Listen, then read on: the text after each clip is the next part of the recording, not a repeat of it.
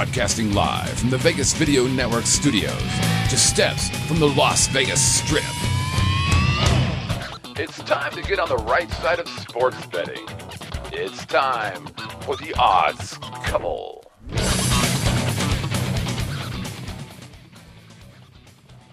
Welcome to the Odds Couple right here on Vegas Video Network. My name is Scott Pritchard alongside my good friend and co-host Anthony Padilla. Thanks, Scotty. Today we're going to be talking about why Scott has a better chance of helping out the New York Jets than Tim Tebow ever will, why Greg Schiano has no worries about anybody in a victory formation this week, and why Mike Vick is going to wish he would have paid more attention in prison. Up first, let's attack the line.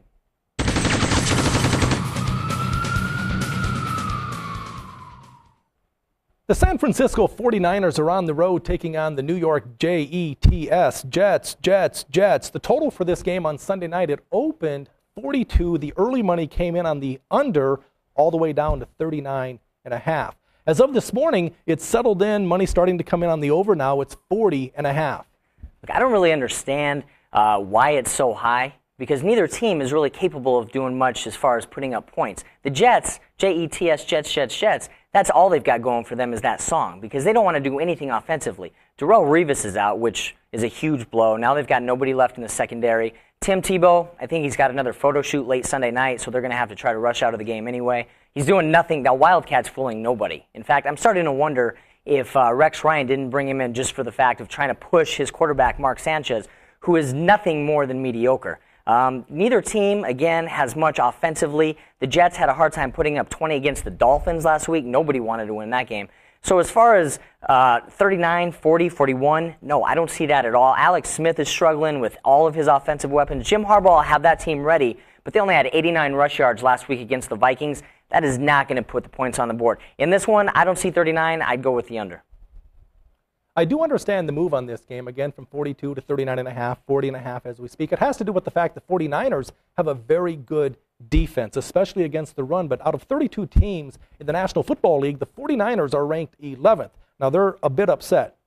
They're coming off a 27-6 loss. They're coming off a loss against the Minnesota Vikings just 1 week ago, a team that they were projected to win heavily against. So the 49ers, the fact that they're on the road, the question is, what do? Do you attack the line? I realize we're a bit undermanned with Anthony here in the studio, but I'm going to not attack this game. I would say, it's your money, do what you like. Just understand that it opened 42.5, down to 39.5. It's at 40.5. I am going to retreat and not attack this line. But the next game I want to hone in on, the Washington Redskins are on the road taking on the Tampa Bay Buccaneers. I will attack this line. It opened Tampa Bay favored by 1.5. It moved from 1.5 to 2.5 because the early money came in on Tampa Bay. And now sportsbooks do not want to move on and off 3 because it's such a key number. Last year in pro football, 15% of all pro football games were decided by a field goal, 3 points. So the question is, do we attack this line? I say yes. Look, there's a lot of positives going on with this Tampa Bay Buccaneer team. Unfortunately, not a lot of it is in the point scoring department. You know, Greg Schiano is instilling a great thing, teaching players to play. God forbid you play 60 minutes in the NFL, but that's what he's trying to get them to do. You know, and that's a good thing. They need this. Josh Freeman looks horrible. He really does not look good at all. Very shaky the last couple of weeks. Pass defense giving up an average of 350 yards a game. That's certainly not going to get it done against anybody. On the flip side, RG3, dude, man up. You're an NFL quarterback now. What are you doing? Crying like a little baby. 3 weeks into the season, now everybody knows that just to light you up. They don't even have to hit you. They just have to tell you they're going to hit you. And this is a huge thing, you know, in terms of what it does to the rest of your team. Now Coach Shanahan is coming to your defense saying that other guys are coming after you. Now it just looks like you need a bib and a pacifier. Dude, you got to man up. You're in the league now. You got to start doing better than you have the last 2 weeks because, frankly, you've been kind of horrendous. You know, passing, running. Week 1, you looked great. And if they can do this, then they can put some points on the board. However, I don't think this is the week they do it. I see Tampa coming out ahead, at least by a touchdown. The Washington Redskins have had their challenges defensively. Before we get into that, I see that we have a live chat question. Yeah. Bill G wants to know, does the return of the regular refs change your betting process? As a professional sports bettor, I try not to get too caught up into things that I have no control over. I realize that the regular refs are back. The replacement refs, in my opinion, they were flat-out scapegoats. Everyone whining, crying, complaining. It's like the New England Patriots, as good as they were up 9 points with 7 minutes to go against the Baltimore Ravens as a 3-point dog on Sunday night. And I realized Bill Belichick, who I love, he's the best coach on the planet, whining about the replacement refs. How about improving your pass defense? How about that for an original thought? Monday night, the Packers playing the Seattle Seahawks came down to the last game, and I really believe it was a bad call. But to use this one official as a scapegoat is a crock. And I'll tell you why. The replay booth official, not a replacement official, he was the real deal. He had the authority to overrule the play called on the field and chose not to. The call stood. No one saying dick about the replacement or about the replay official in the booth upstairs. Everyone was on the Scab official, if you will. But again, I try not to worry about officials. I can't control turnovers. I can't control injuries. I certainly can't control a subjective call on a pass interference call on 3rd and 30, a 5-yard penalty, automatic first down. I have no control over that. So to me, from a sports betting standpoint, it's irrelevant whether it's the replacement refs or the regular refs or Anthony. You can't waste. I'm not calling you a scab or anything. Hold on a second. You made a couple of good points, but I want to elaborate a little bit. I think you make some good points in terms of you can't put it all on one play or one official. That's great for the locker room. We got to do better. But when you've got real money on the line, I think it does come down to one play. And I think it does come down to the end of a game, and everybody's got that winning ticket they're about to go cash in, and then the wrong call is made by a replacement, and you have what you had. And I think if it weren't an issue, then they wouldn't have rushed to get these real officials back 2 days later for the game last night. That right there tells me that it's all about the money, and they realize that. I absolutely agree with what you're saying, Anthony, but the bigger point is as we prepare to put our hard-earned money on Team A or Team B, we can't forecast what kind of a call the official is going to make. In their defense, the fact that the regular refs are back now, I do think we'll have much more continuity and flow, unlike this show. I agree with that.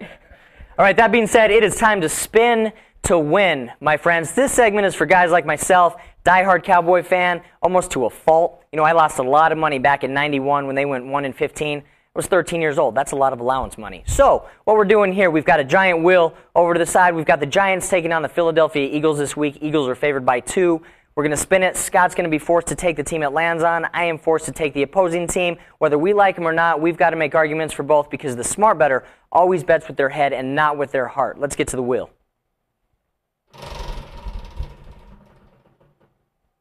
Scotty's got the Eagles.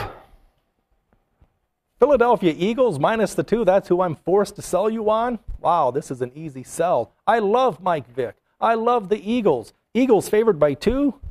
Come on now. I don't need the 2 points. That should be the first quarter line. I really feel the Eagles will win this game going away. It's a division contest. Forget the fact that the Eagles are only 2-1, and some might argue that the Eagles were fortunate to win the first 2 weeks. They knocked off the Browns in week 1. They beat a very good Baltimore Raven team, a team that's now 3-1. They beat them by a score of 24-23. They lost last week. The concern I have with the Eagles, same concern I had last year, they turn the ball over. No one can beat the Eagles except the Eagles. They keep beating themselves when they do lose. They've had 11 to 12 turnovers already this season, but how good of a football team are they? If you can give the ball away 11, 12 times and you still have a very convincing winning record. I think the Eagles minus the 2 is a bargain. I love the fact that you tried so hard to take. You almost convinced me that you want to take the Eagles. Look, the Eagles are horrendous. They are the worst 2-1 team in the history of the league. They barely squeaked out again against the Browns. Let me say it again, the Browns. All right? Another 1-point win against the Ravens, who incidentally almost lost to the Browns last night. Got hammered by Arizona. And if there's one thing Mike Vick should have learned in prison, it is definitely to watch his back. And he is doing a horrible job of that. He's getting clobbered from the backside week in, week out. Most turnovers, the dude doesn't want to hold on to the ball. I don't know what his thing is. He has no pressure from a backup quarterback. I don't know what it is, but he's not going to last this season. He's going to cost Andy Reid his job, to be honest. Now back to the game. I don't care if they're at home. They can't do anything on the road. They're not going to do it at home. That means nothing this week. And I get it's a big rivalry game, Eagles, Giants, but the Giants look insane. Eli Manning is just a machine. They've got their defense starting to click it in a little bit. Manning just continues to throw, and there's something to be said about such a young quarterback with so much poise. He never lets the game get out of control. His coach, Tom Coughlin, is definitely one of the toughest guys to play for, and that whole team he has gelling right now. Usually it comes later in the season, and this is my concern with this week, is they've got it early on this year. You know, they're already looking like they're ready for the playoffs, and I think the Eagles are going to pay the price. Favored by 2. I don't know what the sports books are doing. Favored again, Giants by 12 in this one. Wow. Giants by... I respect the fact that you're arguing a valid point. Most of the points that you made were valid. One thing I will take issue with is the fact that you said that the Eagles at 2-1 are the worst 2-1 team in the history of football. Scott. They're not even the worst 2-1 team in their division. The sportsbooks have the Eagles projected today to finish higher than the 2-1 Cowboys. Of course they do. All right. You know what? That's enough of this nonsense. Look, we're having a great time with you here today. When we come back, we'll be talking about my fantasy and Scott's latest ticket on the Las Vegas Strip. You're watching The Odds Couple. This is the Vegas Video Network. Traditional media believes that after about 3 minutes, you'll tune out. Most Vegas media companies think if it doesn't jiggle, you won't tune in. At the Vegas Video Network, we think both are wrong. The Vegas Video Network is the first and only live online broadcast network that specializes in insider news and expert views about Vegas. We combine great storytelling with the ability to watch when and where you want on your computer, mobile device, or television. Discover the real Las Vegas. Visit VegasVideoNetwork.com.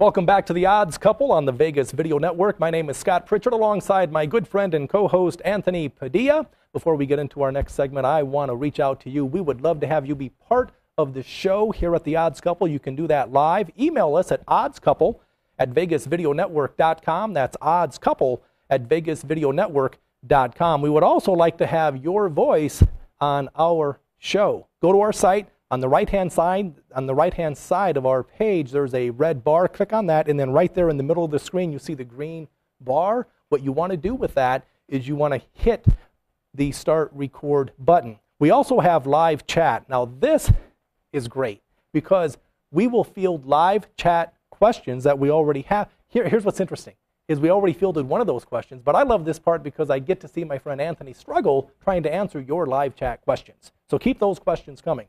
Now, if you miss us live, you can still reach out to us, Vegas Video Network, iTunes, YouTube, Roku, every Saturday, 12 o'clock noon. This show is rebroadcast on KSHP, spelled just the way it sounds, radio, AM 1400, KSHP, AM 1400 radio. Now, before we get into our next segment, I do want to recap the Attack the Line. I had mentioned that we're not going to attack the total on the first game that we talked about. But on the second game, the Redskins getting 3 points against Tampa Bay, I will proactively attack that line. Give me the points. See the cashier already. In the world of sports, what is it that frustrates you? Are you kidding me? Fantasy football owners, are you listening? Come closer if you have to. I hate fantasy football leagues. I despise them with a passion, with every ounce of my being. I dislike them more than I like Scott's purple shirt today. All right? I cannot stand these leagues. And here's my biggest issue with it. I don't have 5 hours to sit through your draft, bro. I don't. Drafting, these players from all these teams. You don't even have a real job. How do you own a fantasy football team? Right? You borrowed the $50 from your girlfriend's mom just to get in the league. It's insane. Look, I don't have time for pamphlets and booklets, trading players week in, week out. You know who has time to do that? Real football coaches. I'm wanting to bet real money on real football games. A winner, a loser, bet the line. That is it. I want to date real women. I want to be a real boy. Do you understand this, fantasy owners? It's ridiculous. And the thing that really pushed it over the edge as a sports bettor was a couple of weeks ago when one of the replacement officials went up to LaShawn McCoy of the Philadelphia Eagles mid-game and told him, hey, dude, I need you on my fantasy team this week. What are you doing, man? We're trying to bet real money that I take from Scott every week, on this football game. Why are you talking to the players like this? They should not be allowed to have it, and just get rid of it altogether. The only fantasy I want to be part of is the one at the end of the strip every night at 10:30. Are you kidding me? Just stop. A little too much information, but I have love in my heart for everyone, except ticket writers. Are you kidding me? I see ticket writers as an annoyance. So many times they're incompetent. I'll tell you and show you how incompetent they are. Oftentimes when we go to a fast food restaurant drive-through, we understand that, hey, they're probably not going to get your order right. So you check, you double check. But even they don't put up a sign saying, check your order. But at the sports books, the casinos do, because they realize that, hey, these people may not be the sharpest tools in the shed. So you're at the bet window, and there's a sign that says, please check and double check your ticket for accuracy. Case in point, 2 months ago, I go to the Stratosphere. I'm in a hurry because the baseball game with the Cardinals goes at 11:10 on a Thursday morning, and here it is, 11:09. I drive into the valet. I rush into the sports book. Thank goodness there was not a line, but the sports book ticket writer was having a conversation with the sports book supervisor. I ran up to the bet window and I said, listen, it's post time. Cardinals, game 951, -10, listed pitchers, 1,100 to win 1,000. She looked at me and said, what did you say? Cardinals, it's post time. It's going to start here any second. Listed pitchers, game 951, 1,100 to win 1,000, -110. She typed it in, and she handed me the ticket. She said, I got you listed pitchers. I said, yes, but you bet 971, Washington Nationals, -70 cents. This is not good. I need to see your sportsbook supervisor. She came over, and I think she did the quote-unquote right thing, the honorable thing, and she corrected the ticket even though the game had just started. So ultimately, I got my bet thanks to the sportsbook supervisor. Cardinals, -10, listed pitchers, 1,100 to win 1,000, and as karma or fate would have it, I lost the game 7-zip. Hate it when that happens. Ticket writers, are you kidding me? I'm glad that part of the show is over with. Need to relax. I am excited because we're about to put money into your pocket. This is where Anthony and I put you on the right side.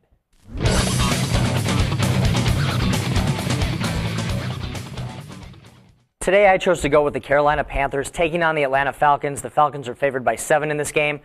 I'm going to be honest, I went with this game a lot out of nostalgia. Scott, you were asking earlier, this is why I'm wearing the bedazzled Superman shirt today. The late, great Christopher Reeve would have turned 60 this past week, best Superman of all time. Ironically, Cam Newton of the Carolina Panthers, his touchdown dance, he likes to open up his shirt and reveal the S on his chest. Haven't seen a lot of it this year, Cam. In fact, haven't seen much of anything.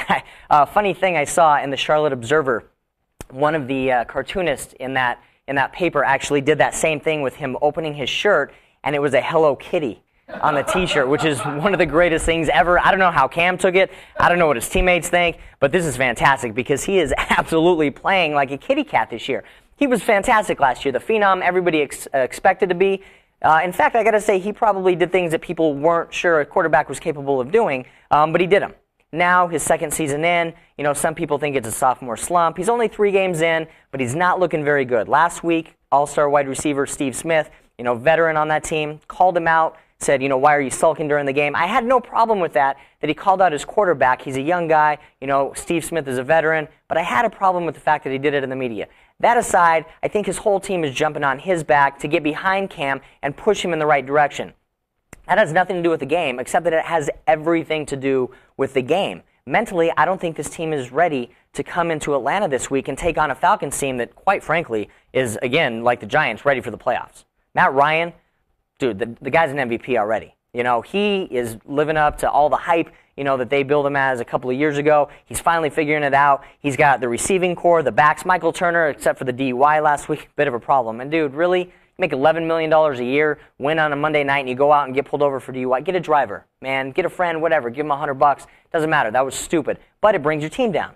John Abraham, thing with the cops, he apologized. Now you've got issues in the locker room. But on the field, they're getting it done. Great defense, great receivers. My right side this week, folks, Atlanta Falcons -7. That's just the way it's going to be. Before we get to my right side, I see that we have another live chat question. Go ahead. Yeah, Papa Dude wants to know, it seems to be an obvious under on the Seahawks versus Rams game this weekend, but are the Rams going to gun for Tate for A, being the usual jerk he can be, and B, for his smarmy attitude on his simultaneous catch? I look at this game between the Seahawks and the Rams, and I have to say, in defense of the Rams and what they're trying to accomplish, I mean, it is Seattle might be a bit guilty of suffering a hangover based on that emotional, hard-fought win, fluke win that it was on Monday night. A short week for the Seattle Seahawks. A lot of distractions with did they win, did they not win. In the record books, they're in the standings. It clearly says that Seattle is 2-1. How does that affect the total in this weekend's game against the Rams, in your opinion? You know what? I think what you just said is the very reason they're going to be okay. It's ignorance is bliss, and it's wasted on the youth. And this is a young team. And I don't think that they have that knowledge to be scared of the fact they're coming off a short week. You know, I actually thought this going into last week against Green Bay because of the fact they were coming off a big win against Dallas. Wasn't sure how they'd play. They looked really tough Monday night. I mean, across the board, unfortunately, the great play of the Seahawks was overshadowed by that one call. Golden Tate, you know, I think he's taking a bad rap. I think he's just a young guy who got caught up in the moment. Was he trying to cheat? In fact, he even addressed it. He wasn't trying to cheat, you know, but he's taking a hard rap for it. It's a young team. I think they're going to get past it. Pete Carroll is known for bringing teams together. Obviously, he was great at USC with this, with young kids, and I think that's the benefit. They can relate. So my answer here is no. I think the Seahawks are going to be great in this game. To address the viewer's specific question, do we like the under? I really respectfully will pass this game. I don't have a strong opinion on the total over or under, but based on the fact that you're watching the show and you have input and you have a question, I will be pulling for the under in the Seattle game. But to echo Anthony's point, Seattle very young. Defensively, they've been very, very solid. I mean, come on now. You're talking about Aaron Rodgers and the high-powered offense of the Green Bay Packers, and Seattle flat out knocked them off. They looked very good the week before against a good Dallas Cowboys team. Now, let's get to the right side as far as what I'm looking at. This weekend, I'm looking at the Monday night game. The Chicago Bears are on the road taking on the Dallas Cowboys. The Bears, as much respect as I have for them defensively, I have no respect for them offensively, namely because of Jay Cutler. I've never been a big Jay Cutler fan, and I'm guessing that the offensive line, they're not a big fan of Jay Cutler either. I noticed that a couple of weeks ago he was yelling at one of his offensive linemen because he missed a block, and ultimately Cutler was sacked, and he pushed him, not only yelled at him, but pushed him on the sideline. I'm thinking, wow, and now last weekend I noticed that he was sacked a bunch of times. Something tells me, first of all, if I was blocking for Jay Cutler, I might just let that rookie blow by a couple of times. I would politely help Jay up and say sorry about that. But I laugh to myself because, come on, why would you protect someone who is constantly looking to point the finger? How about getting rid of the ball, Jay Cutler? How about that? Get rid of the ball, standing back there 4, 5, 6 seconds. So the Bears, bottom line, they don't score many points. Defensively, they have my respect. They're ranked 6th out of 32 National Football League teams. Let's take a look at the Dallas Cowboys. I like Dallas. They're 2-1, but they're in a tough division with the Giants. Redskins appear to be a bit improved, and the Eagles, they rack up a lot of yards. They're 2-1. And so I think the Cowboys defensively, out of every team in the league based on yardage yielded, whether it's running or passing, Dallas Cowboys defense number 1 in all of football.